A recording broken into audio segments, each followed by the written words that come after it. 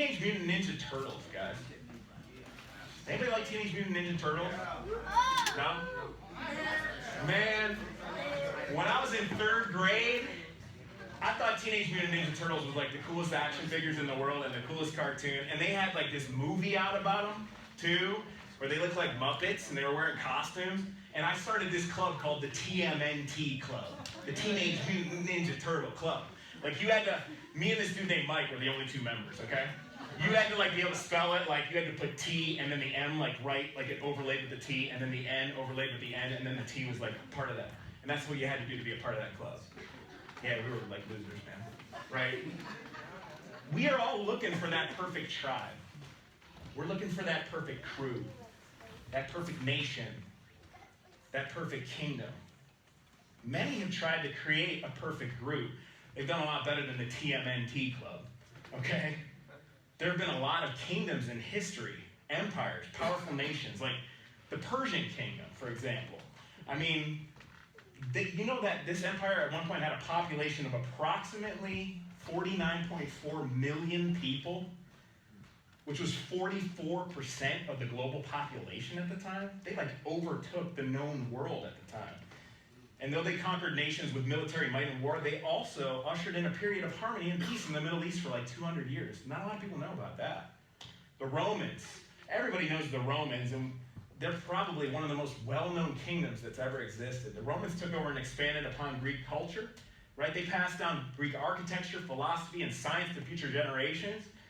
And they actually turned Christianity like into an institution, and it kind of got jacked up, in my opinion, after that. Like it was a movement before that.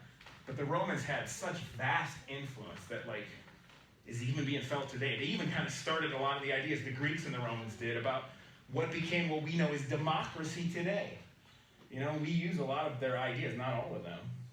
The Arab kingdom is another kingdom that has been a big one. It was a Muslim movement. It was an empire started by Muhammad, the founder of Islam. And in 100 years, the Arab Empire grew to be several times larger than the Roman Empire at its height. Did you know that? It gave birth to concepts that led to my favorite subject in high school, algebra. Man, not. Algebra, what? Again, they're really smart and that's cool. I don't like algebra, man. It just made my brain feel like it was going to explode. You guys with me on that? But they were really bright and really made an impact. The ultimate legacy of the Arab Empire, of course, is the religion of Islam. It's followed by more than 1 billion people today. We could talk about more kingdoms, empires. There have been many. You know, the 2 empires in the world today are likely America and China. Arguably, people would, I say they're 2 of the biggest world powers. And then we think about like gangs and like the mafia and like social clubs and political parties and movements and clubs. Everybody trying to find out what's this perfect crew of people, what's this perfect movement, what's this perfect nation, this perfect kingdom we can be a part of. Kingdoms of the earth, man, they battle for power, money, and control. Like, just read about Babylon in the book of Revelation. And it's this grand metaphor for the systems of the world and how they work to, like, corrupt society. But then we have Jesus' kingdom, which is a kingdom of sacrifice and generosity and freedom, ultimately joy. Like to read about the new heavens and the new earth in the book of Revelation. You'll see about that, too. We're going through our series, The 4 Bs. We talked about what it means to belong to family, like a number of weeks back. And we believe here that you can belong to family. Like, if you're not a Jesus follower, you can belong to our family. Like, wherever you're at spiritually, you can belong to our family here. We believe that in our crew of people. We do. And we talked about what it meant to believe in Jesus. We talked about all the weird ideas people have about who Jesus is. And then the Bible talks about him and gives this picture of who he really is. And then we talked about what it meant to become a disciple and how Jesus had like this pretty high calling, in fact, insanely high calling for what it meant to follow him. Like, you don't just believe with your mouth and just say you believe in him. You believe with your whole life, your whole existence. And that's what it means to become a disciple. And today, we're talking about building the kingdom. That's the 4th and the final B. So when we think about the word kingdom, we think of the kingdoms that I mentioned, right? Like world nations. You know, we think about maybe crews of people, maybe clubs. But what does it mean to build Jesus' kingdom? If you're a Jesus follower, you've heard this term thrown around. There's this obscure but amazing story of Jesus in the Bible. Like, he was this guy that came into the world through a virgin birth. The Bible says that he had been around for all of history, all of eternity. He was with God from the beginning of time, before time was even, conceived, and then came into the world as a human being and was this obscure, little baby, born in a dirty stable, full of cow crap, probably. Honestly. And he comes in obscurity, and then he, grows up, and we don't know much about his life from age birth all the way to 30, except one little instance where he's 12. And he seems to have grown up in obscurity. He had a life. He probably was middle class, lower middle class, carpenter's son, probably worked. And then he has this crazy ministry for 3 years, and we have this account of it. He's raising people from the dead. He's turning water to wine. He heals a man born blind. He heals somebody lame from birth. He does all these amazing things. All these people that are really screwed up are drawn to him and love him and feel right at home around him and, want this mercy he's offering. And people's lives are being switched around, man. Prostitutes are giving up their practice.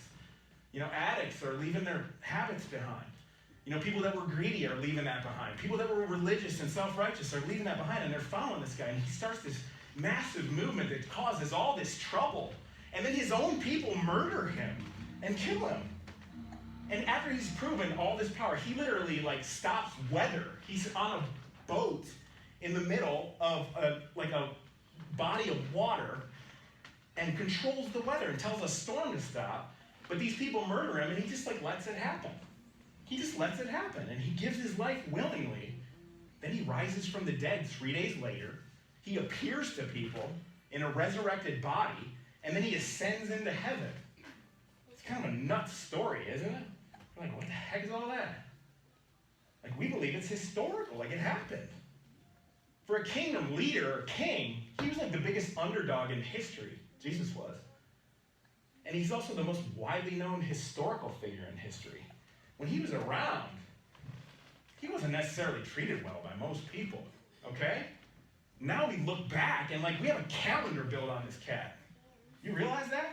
AD means after the death of Christ, BC means before. People tried to change those terms, and they can't do it. They can't put this person down, this historical figure, this Son of God down. We are all interested, and we're who is he? And everybody's trying to figure out, who is this guy? And he talked about the kingdom of heaven all the time. Here's one great parable that he spoke here. Jesus put another parable before them, and he said, the kingdom of heaven is like a grain of mustard seed that a man took and sowed in his field.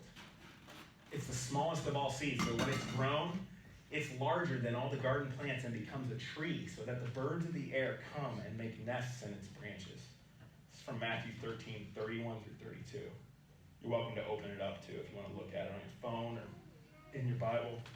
Again, next week, we're going to be going verse by verse through Scripture, just so you know. This is more vision. Jesus told wild stories and riddles all the time. He told parables. And you know why he did it? He wanted to confuse people that didn't desire the truth. And then he wanted to challenge and compel people who were hungry for it. And he did it at the same time. And he told these wild stories, these parables. And you can even leave that up, too, as we go through this. This kingdom that Jesus talked about invaded the world. Heaven crashed into earth in obscurity and an unexpected, weird way. Like a sloppy wet kiss. I know that's controversial. But it's heaven and earth collided, and it was messy. Jesus came into the world as a baby born in a dirty stable by a mom who was likely labeled a whore. Because people didn't believe she had a virgin birth at the time. You know all this? And this kingdom that Jesus is talking about, it invades, like a mustard seed, it invades the human heart unexpectedly. The mustard seed, you need to know, is the smallest of all seeds. Like he says here, it's the smallest of all seeds. But then it grows, and the root system overtakes an entire situation. It overtakes the whole garden. So much so to the point that like a tree comes up and birds come and make nests in its branches. But when it comes in obscurity. It invades the human heart unexpectedly. Like when the mustard seed is planted into a human being, when the kingdom of heaven comes into a human being that believes and follows Jesus for the first time, it comes like unexpectedly in this jacked up person that has all sorts of problems, like me, all right? That's how it was for me. And then it starts to overtake that person. It starts to overtake every inch of their life. It starts to overtake their habits and their behaviors and their decisions and everything. I mean, the kingdom of heaven it's an undercurrent. It's an impetus for change. It's the thing that flips everything around. It's the ingredient to change the world, and it'll always continue to be. That's what Jesus is talking about here. Like, this mustard seed that comes in obscurity, like Jesus came, like it comes into the human heart, it overtakes cultures. It transforms and changes people. It influences people. It has this powerful undercurrent of influence that revolutionizes culture. And notice this too. I never picked this up before until my wife mentioned it. Sarah, she was up here singing. Notice the birds of the air nest in its branches. Like some think that these birds actually represented evil or corruption. Like this influence of a mustard seed that's the smallest of all seeds gets planted into a society, into a situation, into a human heart, into a group of people. It starts to overtake and influence the whole situation, and then it grows to the point where corruption starts creeping into it too. Birds of the air make nests in its branches, and then it gets confusing. Check this out. We see the Apostle Paul writing about how the kingdom lives and breathes in Ephesians 5 and 6.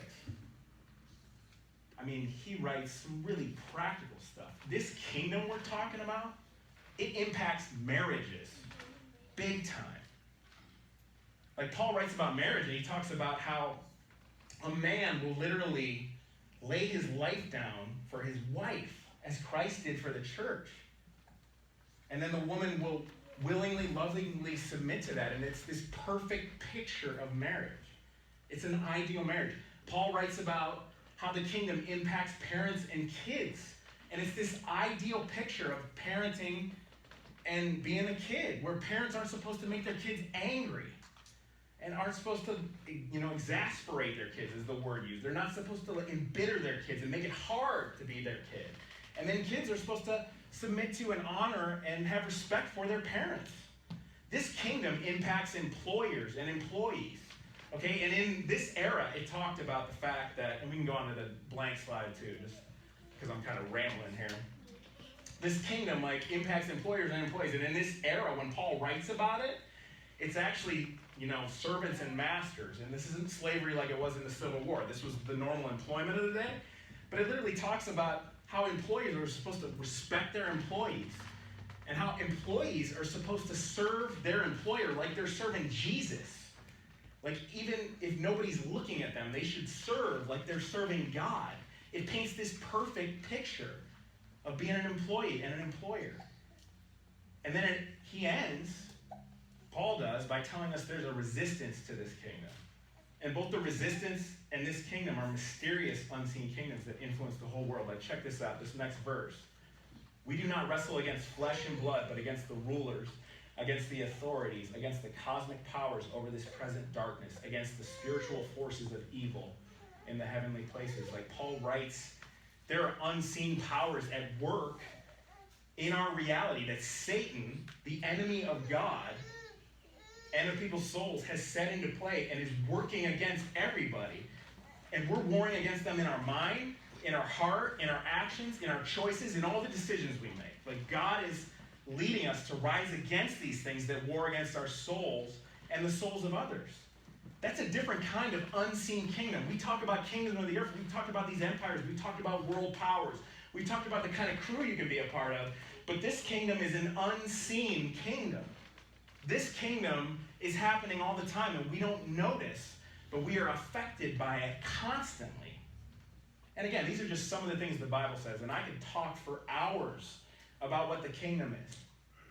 But what does it mean to build Jesus' kingdom through influencing our culture, through fighting the darkness in us and others, in our lives, in our work, in our families, our personal interests, our passions?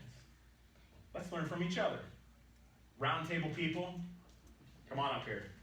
We're just going to stand together. I'm inviting some friends up who are all living for the kingdom in unique ways.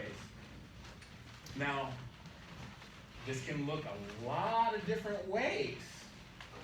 What does it mean to live for the kingdom? I could come up here and give you my rant about it and what it means for me. Don't leave Tim by himself, guys. Yeah. Poor Tim. These are my friends, man. So, I'm going to ask one question of everybody, and again, for the benefit of us all, I'm going to say, try to keep your answer to 2 minutes. It's almost like we're playing a game show right now, like I'm a game show host. And I'm going to pass the mic around, and I'm going to ask one question from each of them to answer it. What does it mean to build Jesus' kingdom in your realm? As the director for Launch Kenmore. So I work at First Glance, leading the after-school program, and I feel like I'm still learning a lot about what it means to build the kingdom there, because I've only been there 8 weeks or whatever. But God is teaching me a lot about just creating safe spaces for kids where they feel loved, valued, and seen, and trusting that He's doing so much more work than I can imagine, because a lot of times little elementary brains are just crazy and they run around and you don't really know what they're thinking or anything like that. So just trusting He's doing so much more that one day we'll see, and maybe not today, and knowing that He loves all of them and creating those safe spaces for them. There you go. As a coffee expert. Yes and no. My husband is doing a lot of the work of building the coffee shop, and so actually when Ben asked me the question, I realized that where I am in my stage of life right now is more of a stay-at-home mom kind of site. Oh, let's go with that instead. Yeah, I know more about that than coffee shop, because we still haven't opened it yet. It will open one day, don't worry. But I can remember back when Patrick and I were engaged, and we had to have the conversation because I was worried because his mom is from the Methodist tradition. And so she's like that mom that has dinner ready on the table when you get home and like has a clean house and all this kind of stuff. And I was just, I'm totally against being domesticated and what that looks like. And so we had to have that conversation.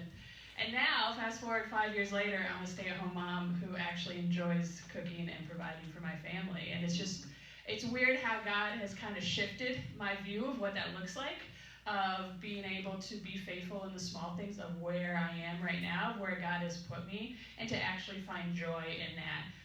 And so, like, I would have never thought, oh, I'm going to serve God by staying home with my child all day so that my 2-year-old's the only person I see in the entire day, right? Like, how do you do that? You're supposed to go out and see the people and all that. But, God has allowed me to be faithful in the small things, and I very much trust that it's the building of those small things that create large things for God. And so that's kind of where I am right now, until coffee comes. Oh, yeah. Okay, my name is Lindy, and I'm a nervous wreck. And I've been praying about this all week, thinking, okay, do I talk about my job? How do we do that? Well, I think I deal with in my life right now is I'm a grandparent, but we also have my adult son and his wife and the 2 kids living at our house because they're in the transition of moving to a new home. So for me, it's keeping my mouth shut and thinking about before I open my mouth to say, like... How do you do that, by the way? It's very hard. Yeah, it's hard because, and it's taken me, okay, I'm 61. It's taken me that long. So I have to be careful what I say because we bring the grandkids to church, but and my son is a believer and his wife is a believer, but they just don't go to church. So I kind of have to be careful how I choose my words, and I always my thing is I always pray, okay, Lord, open that door. Give me the words to say. But I also have to be in contact with Christ every day with prayer, my devotions. If I don't, I put my foot in my mouth. So for me, it's just story of my life. Listening to God, and telling Him to show me the way. And He does, but sometimes I screw up. So. Hi, I'm Bridget. Ben asked me to share as how I build God's kingdom as an artist, which is not my full-time profession. It's more at this point like a side business / hobby. But hopefully that will, probably more people here are side artists and maybe have that as a hobby than as a career. So hopefully that'll maybe resonate with some more people. There was a while where I did it as a full-time thing, and that was just stressful and not really super life-giving to me. So now I just do it as more of a side business and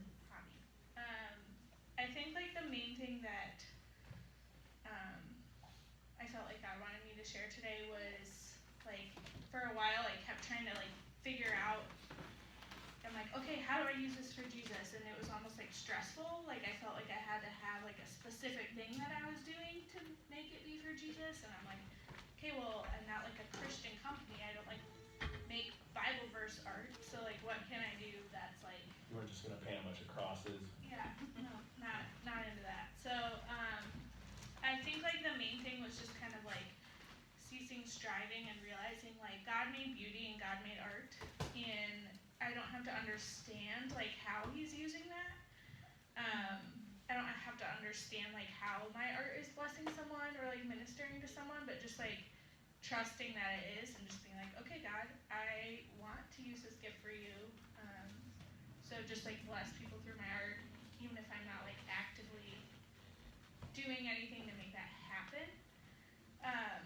But just trusting, like, beauty is important, and art is important, and God created it, and God is creative, so putting things in the world and creating is important. And then the other thing that's been, like, important to me through my art business and my hobby as an artist in building God's kingdom is just being generous. I know, like, the whole art world is like, don't let people take advantage of you and never do anything for free, which it is annoying when people expect you to do things for free. That's a different story. But, like, when I can, and, like, when God prompts me just to, like, bless someone with art and just, like, give someone, like, a print or something, or give someone some cards, or donate to an auction, like, if I'm able to do that, just, like, following that prompting and seeing how, like, God uses generosity to, like, reveal himself to people, and, like, that I can love people through that. So, those are the main things I would say. You make some lovely stuff, by the way. I agree. Dan, oh yeah, he's her husband, so. And he's a barista and, like, an expert coffee maker. He makes much better foam than I could ever make, man. Like, I've done barista stuff, and so I'm just gonna share a little bit about that. I don't like the term coffee expert because there's always something new to learn. So, Good point. yes. Yeah, sorry. Should have changed that. Don't have to apologize. Something that my wife Bridget actually helped me to understand about kind of serving God's kingdom. I always had the concept that it always had to be like something big. Like you think of people that go on like mission trips and things like that. And not that there's anything wrong with that, but I think that I always thought of that as like, that's serving the kingdom. Like you have to be out there and doing that and doing these like sort of big, over the top things for the kingdom. And something that she kind of helped me see is, and I don't know if I would agree, but she says that I'm like really good in the like day to day, just like being a hard worker and like serving God like day to day and just kind of being faithful in that. And that was something that you mentioned, was that like you can serve God by just being a good employee. Like so many people in the work world, it's so selfish. Everything is like what I can get from this job, like what are you doing for me? And there's no thought of like how can I like give to like my coworkers, and how can I like serve my employees. And I think that like one of the ways you can serve the kingdom is just by being a really good employee, like not like gossiping and not complaining about things unnecessarily. Like yes, there might be like unethical practices, and that's a totally different thing. But the concept of like working for God versus like working for your employer is such a big thing to like serve the kingdom. God, I mean, in the Bible it literally says like he's the one that gives the power to get wealth. He's the one that is like our provision. And so just like working unto him rather than like thinking of like all the day-to-day like, minutia of like work and just the way the world looks at work and kind of, I don't know, that sort of like step on everybody to get where you need to go mentality, I think is one of the biggest ways to serve the kingdom. And the other thing on like a smaller scale is like, I really love just like making coffee and serving like really good coffee drinks. And I think there's just like something cool in the hospitality of that. Like being able to just like start someone's day with like, just like a stupid heart in their milk. Like I know that's something that seems so like silly, But I love being able to like make a beautiful drink and serve it to someone, and just seeing their response to that, and even being able to just like have conversation and just have that sort of like positive interaction with someone like first thing in the morning makes such a big difference. And like when people come into the coffee shop where I work, like a lot of people, even like non-Christians that like didn't grow up in church and aren't trying to be spiritual, just say like, this coffee shop is just different. Like it just feels different when I come in here. I just like feel peaceful. That's why I come here. I feel at home. That's why I come here. And you can just like tell that there's a difference when like people are working in the presence of God. Oh, for sure. I think that's a big difference. And Daniel lives that out. He was my boss for a month because I worked at Artisan Coffee for a month, like as a side gig, like transition period, and he just lives all that stuff out. You're a good boss too, man. You're nice to me. I hope it's okay if I say that I don't really know. At times in my life when I felt like I did know how to serve God well or bring His kingdom in, I think maybe that was a little more prideful than I should have been, and I had all these plans and I had all these schemes, and I guess I'm just at a point right now where I don't know. I don't. That's why I come every Sunday. That's why I spend time reading my Bible. That's why I pray. That's why I try.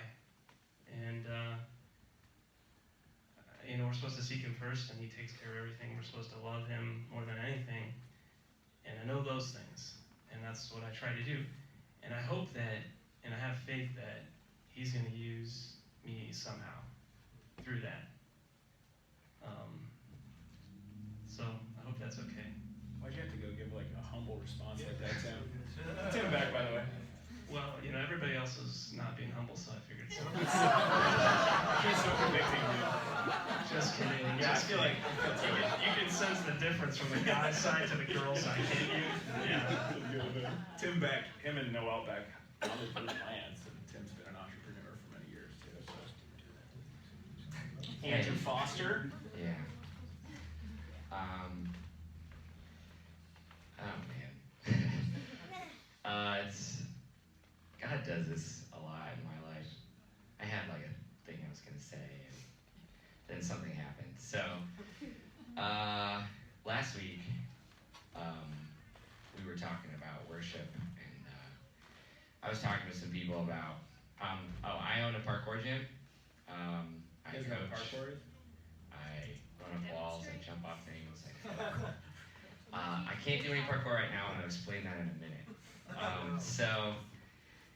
I was talking about how I think about trying to worship God through my movement, when I'm moving and when I'm coaching and when I'm training, and thinking about how to do that all the time because that's what I do all the time. I spend all my time either rock climbing or flipping or jumping or working out or moving in some way.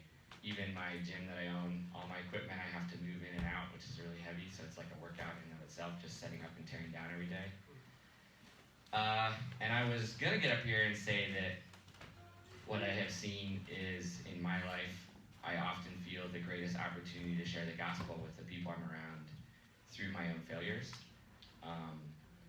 And I find opportunities when I am training with people or coaching people or doing parkour with people, that when I mess up or I fail at something, that's a great opportunity to demonstrate grace, whether to myself or someone else, or to just be an example or to show what it means to have been changed by God.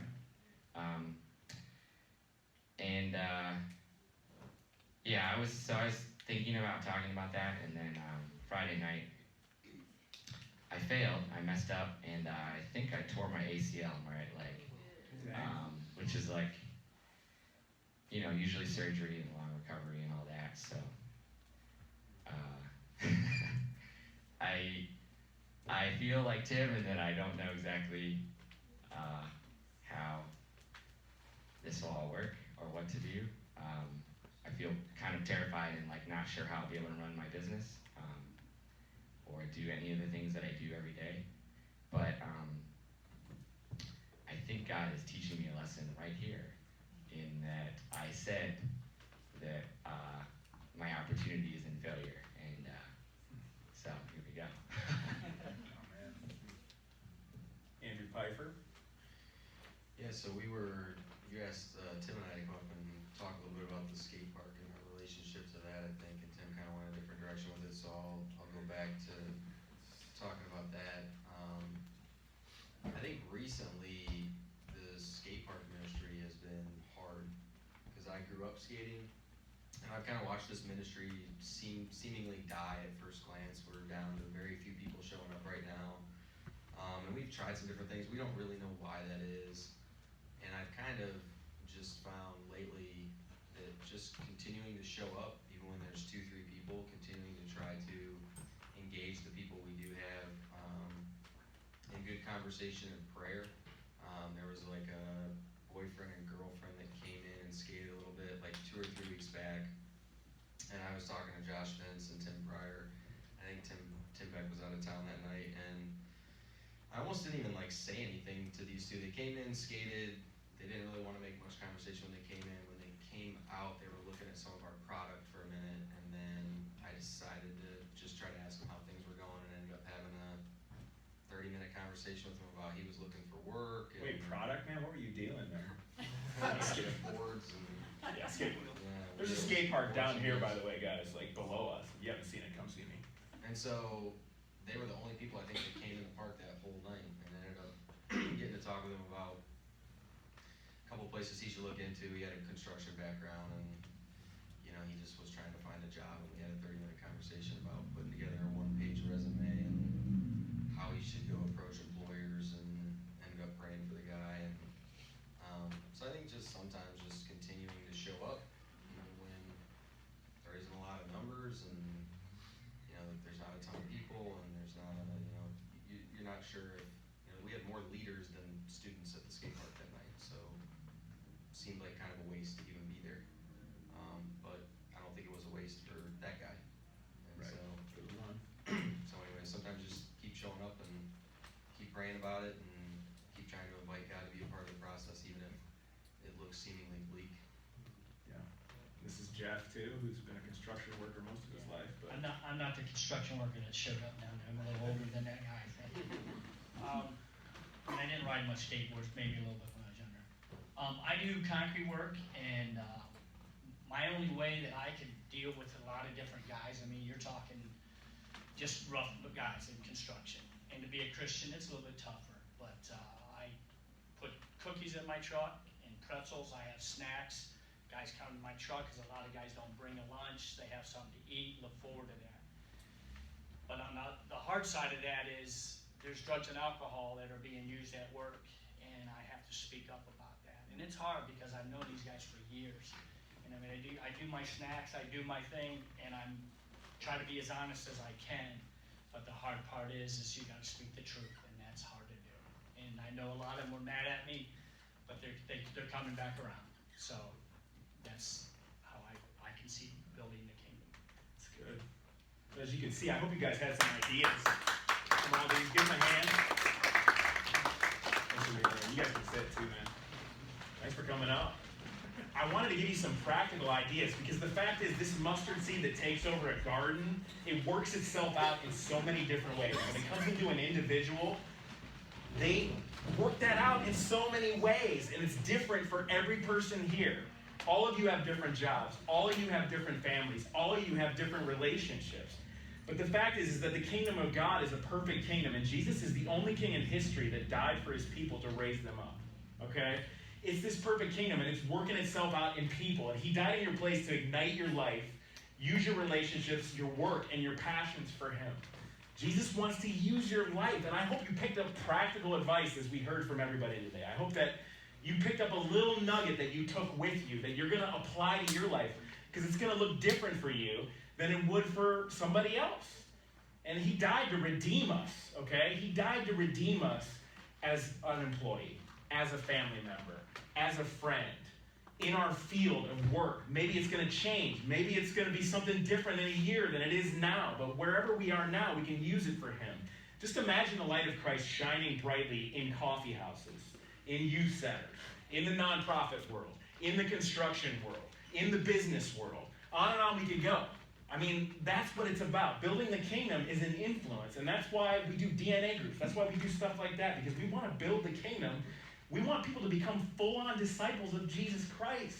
People that know Jesus, we want them to follow him with everything they are so that they go into their work and they become a light. The kind of person that's going to generously give something to somebody for no good reason. The kind of person that's going to do something kind for somebody, bless somebody, and then be an influence. That's what we're about. If you're interested in building Jesus' kingdom with us, if you've decided to follow Jesus today and want to jump in a DNA group or want to be a part of something we're doing, just go to Kenmore.fyi, put your info in there, and we'll get you connected to our mission. And you also, if you decided to follow Jesus for the first time today, come talk to a friend that cares for you and loves you and knows you, or come talk to one of us, one of the leaders you even saw up here. And we want to plug you in deeper to what he's doing. So I'm going to pray, and then we're going to continue our worship into communion as well. God, we just are thankful for the way that you're moving in our community. We're thankful for the unique way you're moving in every person, in their sphere of influence, in what they're doing, in their life, in their job, in their family, in their friendships, in their relationships. Thank you that the kingdom's like a mustard seed that gets planted into people's lives, and then they begin to do good. I think of this space we're in. I think at first glance, 19 years ago, how it was a mustard seed that started obscure, where a couple of students were coming in to hang on, and now look what it's become, a blessing to the whole neighborhood. What a picture of what the kingdom can be. And it looks different for all of us, God. Just lead us. Lead us in what you want us to do. In the practical as well, with what we even do this upcoming week as we go back into our life, that we would pray and think about how we can bless other people. And Jesus, thank you that you died to make that stuff happen. It's a beautiful thing. You died in our place to make it possible to do good to the world and to build your kingdom. Thanks in Jesus' name. Amen.